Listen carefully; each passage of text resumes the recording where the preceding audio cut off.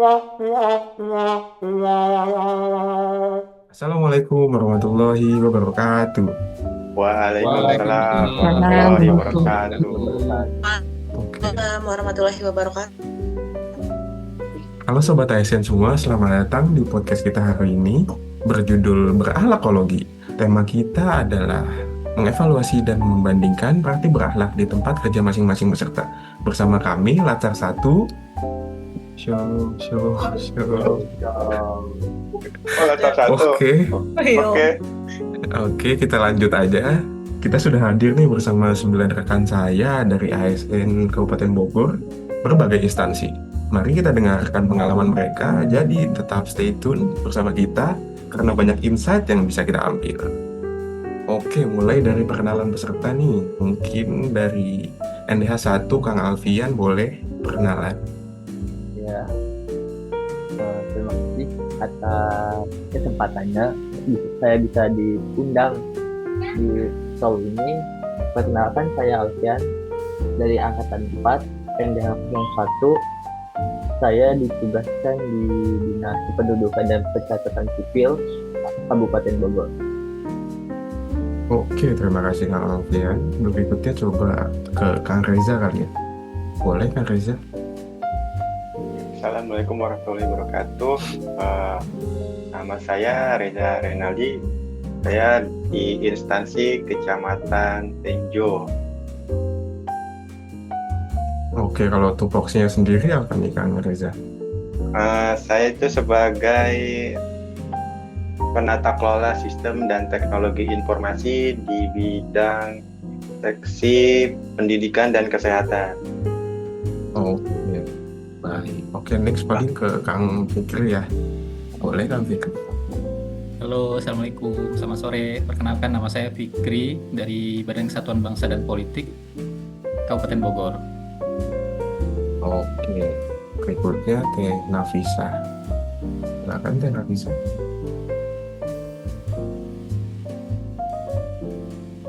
Dari saya. Ya, Assalamualaikum warahmatullahi wabarakatuh. Saya Manar Nafisa dari Dinas Ketahanan Pangan. Salam kenal semuanya. Salam kenal Teh Nafisa. Oke, berikutnya Teh Mutia. Teh Muti, boleh Pak? Halo semuanya, saya Mutia Nurul sebagai dokter umum di RSUD Cibinong.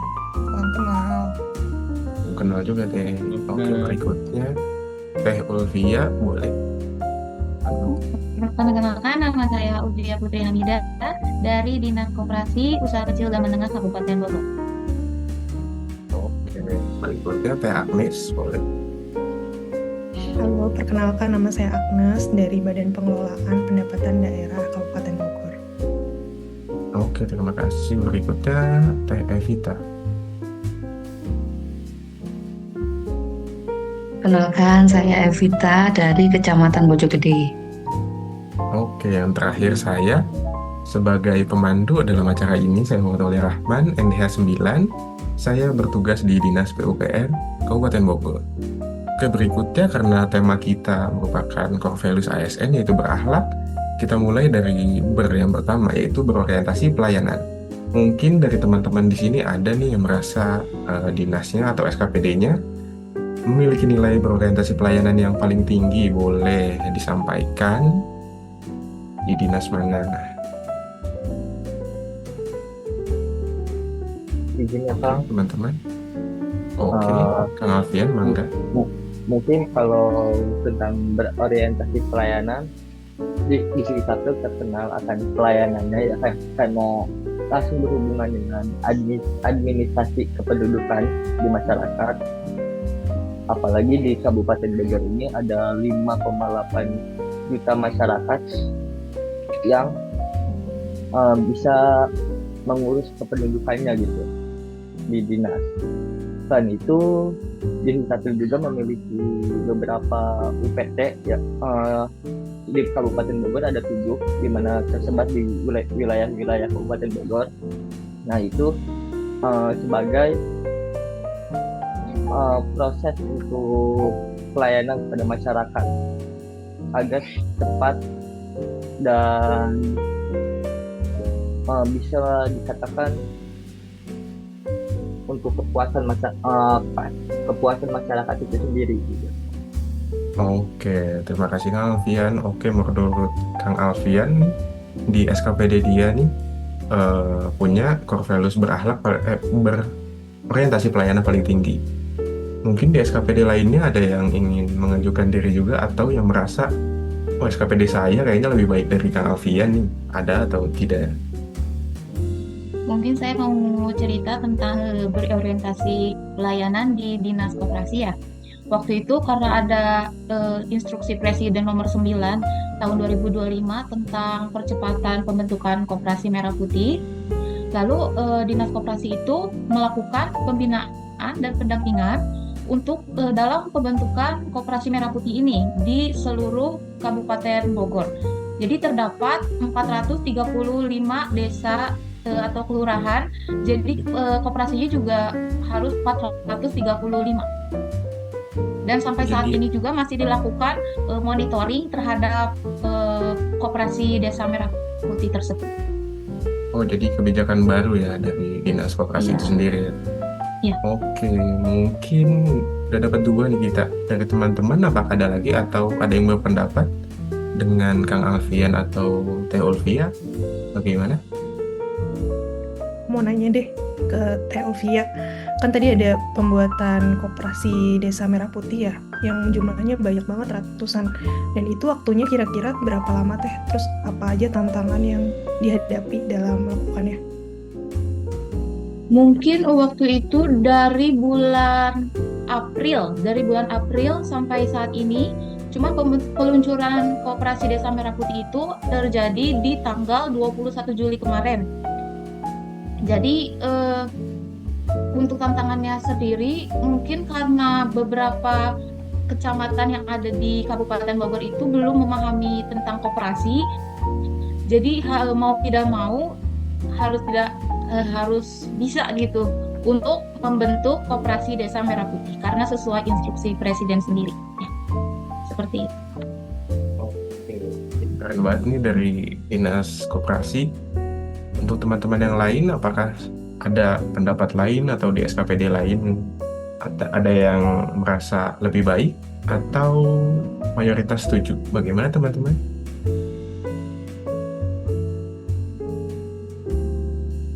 Oke, karena sepertinya pada setuju, kita tetapkan bahwa di Disduk Capil dan Diskop UMKM ini memiliki berorientasi pelayanan yang paling baik di antara SKPD yang lain, karena tadi kebijakan-kebijakannya langsung mengarah pada masyarakat dan dapat dirasakan masyarakat secara langsung dampaknya.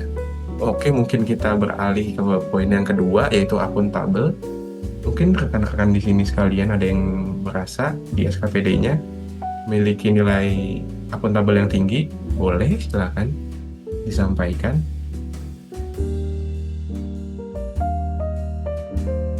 Ya, izinkan saya dari RSUD Cibinong. Untuk poin akuntabel, saya juga melihat ada nilai ini di instansi saya, yaitu di RSUD Cibinong, di mana di rumah sakit ini apabila kita melakukan tindakan medis, baik dari dokter, perawat maupun nakes yang lain, di sini kita mencatat dan mendokumentasikan semuanya di IMR namanya. Jadi IMR itu Electronic Medical Record atau Sistem Informasi Rumah Sakit. Misalkan dokter memeriksa pasien atau perawat juga memeriksa pasien, itu semuanya tertulis dan tercatat secara rapi. Baik itu tindakan yang diberikan atau obat-obatan yang diberikan, itu juga tercatat, mulai dari seperti dosisnya, jalur pemberiannya, misalkan disuntik melalui intravena atau melalui intramuskular dan lain-lain. Jadi segala tindakan yang dilakukan oleh staf medis di RSUD Cibinong itu sudah punya atau sudah tersedia sistem yang baik gitu untuk mendokumentasikannya. Itu sih Kang yang saya lihat untuk poin akuntabel di instansi saya. Oke, dari RSUD berarti setiap dokumentasi, setiap penanganan yang dikenakan pada pasien itu udah terdokumentasi dengan baik ya Teh? Iya benar, jadi tercatat dengan rapi sehingga bisa ada pertanggungjawabannya. Misalkan ternyata ada kesalahan yang tidak diinginkan gitu, kita bisa melihat dari catatan di IMR itu. Oke, keren nih RSUD. Ada dinas lain tidak yang merasa, oh saya ini lebih akuntabel dibanding RSUD? Gimana teman-teman? Kak, Oke, boleh. kayaknya kayaknya kecamatan kita juga, kecamatan Tinjo juga termasuk yang akuntabel nih Kang. Iya, Kenapa tuh? soalnya setiap pekerjaan kita nih kalau turun ke lapangan gitu, kita harus bikin apa? Bukti pertanggungjawaban. Kayak foto, notulen, terus lokasi, semuanya harus dicatat, Kang. Oke, jadi termasuk rapih juga ya, arsiparis dan lain-lainnya. Iya, Kang. Oke, nah kita ada 2 kandidat nih untuk nilai akuntabel. Ada lagi nggak teman-teman? Atau teman-teman ada yang berpendapat tentang 2 SKPD ini? Bagaimana? Dari saya, Kang, mungkin izin bertanya saja ke Kang Reza. Untuk pencatatannya itu dalam bentuk digital juga tersistem, ada aplikasinya atau sejenisnya seperti yang di RSUD atau seperti apa tuh, Kang? Kalau kita langsung ke ini teh, langsung di WA ke camat teh. Jadi misalkan kegiatan hari ini, lokasi di mana, jam berapa, agendanya apa, terus siapa aja yang hadir, bukti-bukti fotonya apa aja, kegiatannya apa, kesimpulannya apa, paling gitu teh. Oke, berarti camatnya Oh, sangat jadi akuntabel. lewat WhatsApp, tapi bisa dilihat ketertelusurannya tapi dari WhatsApp. Kalau sedangkan yang di tempat Teh Mutia dari sistem tadi ya, IMR sistem tadi. Bagus sih menurut saya dua-duanya, Kang Teh. Oke, menurut yang lain gimana? Kalau dua-dua ini dinobatkan sebagai akuntabel untuk kelompok kita bagaimana? Cocokkah jadi teladan? Oke, karena setuju kita lanjut ke nilai Cocok. kompeten. Oke, berikutnya yang merasa SKPD-nya dilihat nih, wah kami ini kompetennya paling tinggi seupaten atau gimana?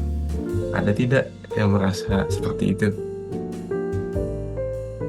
Boleh.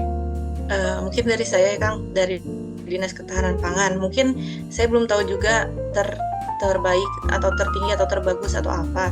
Cuman di kami itu di setiap Selasa membaca kami membudayakan bergilir ya antar bidang. Kemudian masing-masing bidang itu biasanya membahas terkait peraturan terbaru, kemudian isu-isu terupdate, sehingga yang tahu kasus-kasus misalkan kasus-kasus tentang keamanan pangan tidak hanya bidang keamanan pangan, tapi bidang lain, misalkan bidang konsumsi, bidang ketersediaan pangan, itu juga mengetahui isu-isu tersebut.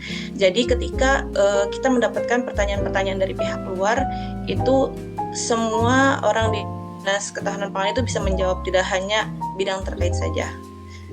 Seperti itu. Wah, keren. Jadi semuanya aware ya terkait dengan pengetahuan dan lainnya. Oke, Kang Fikri ini raise hand, kenapa Kang? Terima kasih Pak Aul atas waktunya. Izin mau bertanya ke Teh Nafisa. Jadi terkait kompetensi pegawai di DKP, apakah ada semacam sertifikasi khusus Teh? Misalnya saya sih tidak tahu detail ya pekerjaannya, mungkin nanti Teteh bisa menjelaskan. Tapi apakah para pegawai atau stafnya itu pada jenjang tertentu atau di awal masuk itu punya kualifikasi atau sertifikasi khusus Teh gitu terkait kompetensinya gitu. Itu aja Teh, terima kasih Pak Aul. Oke, Mangga Teh Nafisa. Yang terkait kompetensi. Ya, Kang Fikri izin menjawab ya. Jadi kalau misalnya kompetensi khusus itu biasanya dari bagian kepegawaian yang mengatur kompetensi-kompetensi apa yang diperlukan sesuai dengan tupoksi kita masing-masing ya, jabatan masing-masing. Kalau untuk jabatan saya sendiri, saya adalah pengawas mutu hasil pertanian. Mungkin kedepannya untuk kompetensi yang harus dimiliki dari seorang pengawas mutu hasil pertanian itu salah satunya mengikuti sertifikasi PPC, pengambilan contoh, pengambilan contoh. Jadi ketika kita melakukan pengawasan, yang kita awasi itu di Dinas Ketahanan Pangan itu ada 3 hal, PSAT atau pangan segar asal tumbuhan, ikan kembung, dan ayam. Kalau misalnya untuk jenis ikan lain atau jenis ternak lain itu nanti di Diskanak. Tapi kita hanya 3 hal itu, dan itu kita nanti ada sertifikasi untuk tata cara pengambilan sampel di pasar biasanya. Nah, itu biasanya kita pengawasan ke pasar-pasar, terutama saat Hari Keagamaan Besar Nasional ya. Itu menjelang Hari Keagamaan Besar Nasional kita sampel gitu. Kalau misalnya untuk ikan dan ayam itu biasanya yang diuji adalah formalin, kita ada UPT untuk pengujian, kemudian untuk pangan segar asal tumbuhan itu pestisida, klorin, terus juga ada beberapa logam berat juga yang kita bisa cek. Oke, lengkap sekali. Gimana tuh Kang Terima Vicky? kasih Teh. Begitu Kang, Keren. apakah cukup jelas? Cukup. Oh, ya, keren nih UMKM kita. Dari Dinas Koperasinya sangat lengkap ya untuk kompetensinya. Oke, mungkin ada yang merasa kompeten juga dibanding Dinas Koperasi. Ya izinkan mungkin mau sharing juga, Boleh. sedikit menyinggung juga sebenarnya mirip-mirip terkait dengan sertifikasi juga ya. Jadi kalau di RSUD Cibinong juga sebenarnya mungkin terutama dari segi dokter ya, dokter umum, kita juga ada sertifikasi yang menjamin kompetensi kita sebagai dokter umum itu sudah sesuai. Salah satunya itu ada namanya ACLS. Jadi ACLS ini intinya adalah sertifikasi terkait kegawat daruratan. Apakah dokter umum ini bisa menangani kasus-kasus gawat darurat terkait dengan henti napas dan henti jantung. Dan menurut saya ini cukup menjamin kompetensi dokter ya, karena untuk syarat sertifikasi ACLS ini harus diperbaharui setiap 5 tahun sekali, yang didapatkan juga sertifikatnya dari lembaga di luar gitu. Jadi kalau sudah mendapatkan ACLS ini biasanya baru bisa sebagai syarat bisa untuk memberikan pelayanan kesehatan kepada pasien, dan juga tadi harus terus diupdate ilmu-ilmunya. Jadi mungkin itu salah satu bentuk nilai kompeten juga yang saya temukan di instansi saya. Keren, dokternya juga sudah terjamin berarti dari RSUD Cibinong sendiri. Oke, kita sudah menemukan 2 dinas nih yang memiliki kompetensi yang sangat baik ya di tingkat Kabupaten Bogor. Yang lain gimana nih? Setuju? Wah, udah dikasih selebrasi sama Kang Fikri. Oke, karena sudah setuju, kita lanjut ke poin berikutnya, yaitu harmonis. Oke, untuk poin harmonis mungkin giliran saya mengajukan diri nih. Kalau saya di Dinas PUPR, karena saya ini termasuk dinas yang bekerjasama dengan beberapa bidang, beberapa dinas lain juga. Jadi kami itu selalu mengadakan yang namanya dialog antar dinas, entah itu lewat online atau datang langsung. Contohnya kemarin beberapa waktu lalu kita menyamakan persepsi dengan Dinas Lingkungan Hidup, dengan Dinas Permukiman dan Pembangunan Perumahan, kemudian ada dinas, bahkan ke dinas swasta juga ada. Begitu.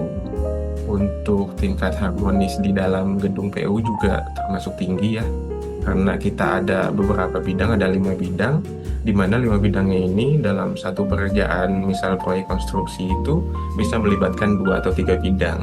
Oleh karena itu, dengan berjalannya pembangunan di Kabupaten Bogor hari ini menunjukkan bahwa di PUPR juga memiliki nilai harmoni. Begitu kalau dari saya. Mungkin dari teman-teman ada yang merasa dinasnya harmonis juga. Saya boleh, Kang Teh. Saya ingin menyampaikan. Oh, ada yang luar biasa nih. Oke, Teh Evita terlebih dahulu. Iya, di Kecamatan Bojonggede harmonisnya tuh sangat kerasa banget ya. Terutama ketika terjadi bencana. Kayak kemarin baru aja terjadi banjir di Kecamatan Bojonggede itu masif banget. Karena kan Kecamatan Bojonggede itu padat penduduk ya.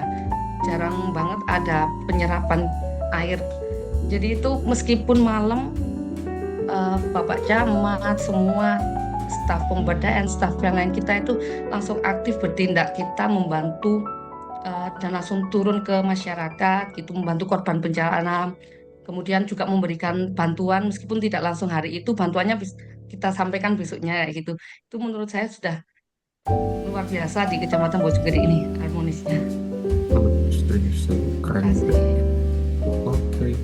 Ini Kang Fikri masih resen gimana Kang?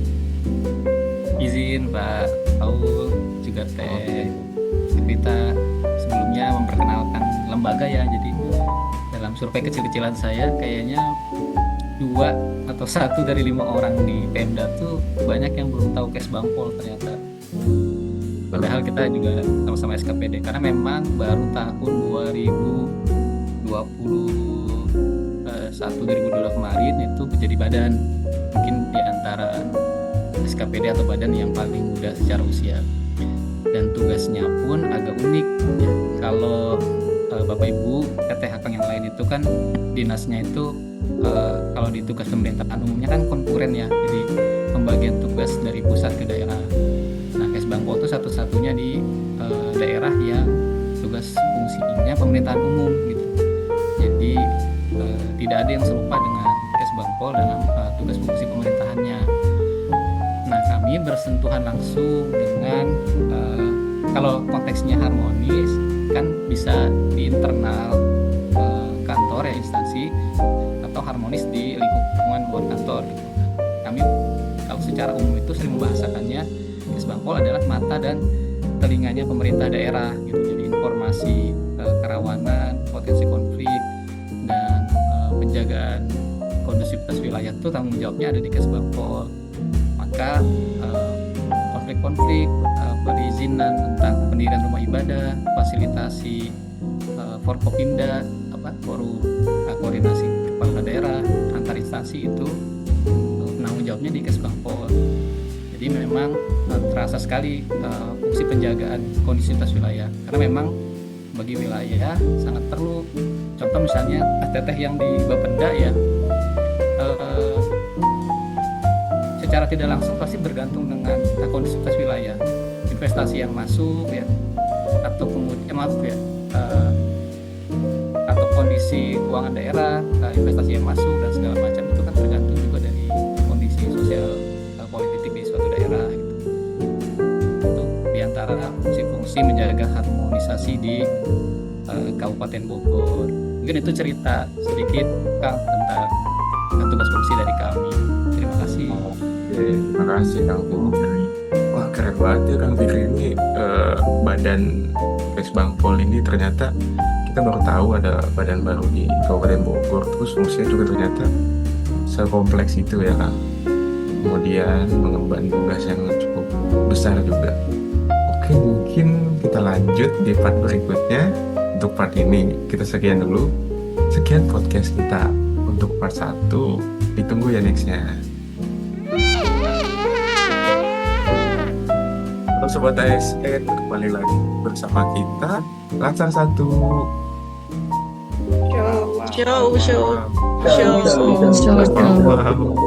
Ini kurang briefing.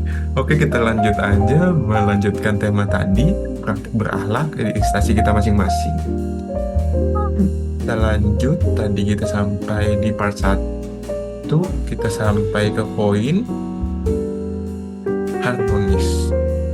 Apakah betul teman-teman tadi sampai harmonis kan? Betul. Oke, kita lanjut. Iya betul. Kita lanjut 3 poin terakhir sebelum kita berpisah untuk sementara. Oke, berikutnya adalah loyal. Siapa sih di sini yang merasa SKPD-nya, wah SKPD saya loyal banget nih dalam melayani publik atau melayani pimpinan atau menjalankan kebijakan dari bupati? Ada tidak? Ada dong, jelas ada. Mungkin dari Coba saya dulu kalau- Kang, mohon izin. Oke, mangga. Untuk masalah loyal, instansi saya sebagai divisi Sapil sangat loyal sekali. Bahkan kita ada istilah namanya jemput bola untuk pelayanan administrasi masyarakat. Bila ada misalkan ada ulang tahun Kecamatan Bojonggede, kita ngadain pelayanan administrasi di Bojonggede. Misalkan ada ulang tahun di daerah mana, acara apa, kita melakukan pelayanan di daerah tersebut gitu. Kemudian kita juga kadang kalau lagi dalam acara itu kita buka pelayanan dari pagi hingga larut malam gitu. Kayak kemarin pada acara di Bogor Fest kita buka sampai jam 10 malam untuk melayani masyarakat Bogor. Itu saking loyalnya Dikdukcapil kepada masyarakat Bogor. Mungkin itu. Dan saking loyalnya sampai di luar jam kerja juga dilibas ya kan. Oke, next Ya. tadi ada yang merasa SKPD-nya loyal juga nih. Saya Kang, mungkin ini Oke, kalau boleh. dari Dinas Ketahanan Pangan itu secara internalnya ya, mungkin kalau tadi kalau Kang Alfian tadi pelayanan ke masyarakat, kalau saya di internal sesama ASN ya. Jadi kalau misalnya mungkin juga sama di SKPD lain itu ada apel ya. Nah, awal Agustus kalau nggak salah itu ada SK Bupati terbaru, di mana untuk apel itu minimal diadakan hanya sekali seminggu, yaitu Senin. Nah, sebenarnya untuk di DKP sendiri itu sebelum ada SK itu mengadakannya setiap 3 kali setiap minggu, Senin, Rabu, dan Jumat. Senin, Rabu, dan Kamis. Nah, karena SK Bupati itu kita menjadi 1 kali mengikuti SK Bupati. Nah, selain itu di kami juga ada kewajiban untuk semua pengucapan itu tidak boleh menggunakan teks, mulai dari Pancasila, pembukaan UUD 1945, Pancaprasetya Korps, dan juga nilai dasar ASN. Nah, di sini yang unik adalah di SK Bupati itu dituliskan bahwa minimal 1 kali dan pembacaan teks misalkan pembacaan teks Pancaprasetya Korpri, padahal di situ sudah dituliskan bahwa pembacaan ya, tapi sekali lagi di kami ketika selasa membaca itu didiskusikan dan akhirnya keputusan bersama kita semua harus hafal, kita semua harus bisa melafalkan tanpa teks seperti itu. Wah, ini ada nilai-nilai bela Mungkin negara cukup juga dari saya, berarti Kak. ya. Wah, oke, ini dari koperasi ini lengkap ya, di internal ada, kemudian di eksternal untuk Dikdukcapil. Wah, keren. Ternyata dinas kita sudah banyak yang menerapkan komitmen berakhlak ini. Oke, dari teman-teman, apakah ada lagi atau merasa dinas mereka berdua nih sudah cukup loyal, sudah menerapkan loyal? Kayaknya udah pada setuju ya teman-teman semua. Oke, kita sudah mendapat contoh lagi tadi terkait dengan penerapan loyal. Berikutnya ada penerapan adaptif. Adakah di sini yang teman-teman SKPD-nya merasa bahwa semakin berkembang zaman, SKPD saya juga ikut berkembang nih? Ada nggak ya? Apakah Saya ya, Kang Oke, Teh. boleh. Kalau di sini saya adaptifnya dari sisi inovasi sama kreativitas ya. Kecamatan Bojonggede alhamdulillah selama 2 tahun berturut-turut dari tahun 2023 sama 2024 itu mendapatkan penghargaan pengelolaan sosial medianya terbaik sekecamatan di Kabupaten Bogor, sekecamatan di Kabupaten Bogor. Keren. Ya, adminnya memang kreatif banget dan inovatif banget di Kecamatan Bojonggede. Kayaknya itu aja, Kang Teh. Terima kasih. Berarti sangat adaptif nih Kecamatan Bojonggede. Ayo yang lain, ada lagi tidak? Izin Kang Teh, saya dari Bapenda, saya juga ingin share sama seperti di Kecamatan Bojonggede tadi, Mbak Teh Evita. Di Bapenda sendiri juga sangat adaptif dalam penerapan teknologi informasi. Untuk pembayaran pajak sendiri di Kabupaten Bogor itu sudah bisa melalui online, bisa lewat e-commerce seperti Tokopedia, kemudian bisa lewat Bank BCA, Bank Jawa Barat, dan lain-lain. Kemudian ada juga aplikasi untuk mendapatkan informasi pembayaran pajak PBB secara online, ada PBB Mobile, kemudian ISP PPT. Dan atas penerapan digitalisasi di Bapenda itu, instansi kami juga sering mendapatkan penghargaan baik di level kabupaten maupun di provinsi. Terakhir di 2024 itu kami mendapatkan juara 1 gelar inovasi daerah di Kabupaten Bogor. Mungkin itu aja dari kami. Oke, wih keren Bapenda, udah rata-rata udah digital semua ya berarti. Oke, mungkin adaptifnya udah cukup sangat adaptif ini kalau gini. Oke, kita sudah mendapat contoh tadi ada 2 SKPD yang adaptif. Berikutnya ada lagi atau teman-teman sudah merasa terwakilkan nih adaptifnya oleh mereka berdua? Oke, sepertinya sudah, kita lanjut ke kolaboratif. Setiap SKPD pasti membutuhkan kolaboratif antara SKPD lain ataupun di dalam SKPD itu sendiri. Oke, berikutnya ada tidak yang merasa SKPD saya itu kolaborasi sama semua dinas loh? Atau SKPD saya tuh selalu ngajak dinas-dinas inilah, dinas itulah, gimana? Ada atau enggak? Oke, Kang Fikri lagi boleh. Ya Pak Aul dan teman-teman, izin sharing lagi. Jadi kebetulan bidang pekerjaan saya itu di kewaspadaan nasional dan penanganan konflik, atau secara spesifik tuh kalau tim saya kewaspadaan ini dan kerjasama intelijen. Jadi sudah sangat jelas bahwa pekerjaannya lintas sektor, instansi dan forum pimpinan kepala daerah. Sebagai contoh misalnya, saya kasih contoh begini, kita bisa saja bahkan menghentikan rencana kunjungan kerja bupati ke suatu kecamatan tertentu gitu, ketika deteksi dininya atau hasil analisisnya itu berpotensi satu, kerawanan secara individu kepala daerahnya, kondisi konteks sosial politik yang tidak kondusif gitu, bahkan perizinan unjuk rasa misalnya itu bisa dicabut atau bisa dibatalkan dari hasil koordinasi kerjasama informasi di forum intelijen antara Bekes Bangpol, Polres, Kodim dan mitra lainnya. Itu contoh konkret tentang kolaborasi lintas instansi yang punya fungsi vital, diantaranya mendukung keamanan dan kondusivitas wilayah. Itu Pak Aul dan teman-teman, terima kasih. Oke, keren banget nih Kang Fikri ini, ternyata kolaborasinya hubungan erat terkait dengan konflik, kaitan dengan bela negara juga, tadi banyak nilai-nilai yang diterapkan berarti ya. Oke, berikutnya mungkin dari saya sendiri, nggak mau kalah nih. Dari Dinas PUPR juga kolaboratif karena dalam setiap proyek pembangunan atau pemeliharaan jalan kita ada namanya channel pengaduan melalui Instagram langsung di PUPR. Untuk kawan-kawan sekalian yang mau mengadu juga boleh langsung di DM aja, dikirim videonya nanti akan diajukan gitu. Kemudian kita juga berkolaborasi dengan kecamatan-kecamatan melalui ada desa-desa juga, Samisade salah satunya yang 1 miliar 1 desa.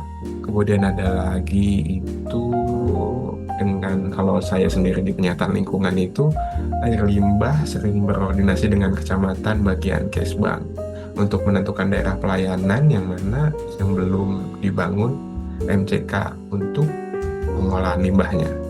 Begitu. Mungkin itu dari teman-teman. Ada lagi nggak yang nggak mau kalah nih kolaboratif atau sudah cukup terwakilkan nih teman-teman?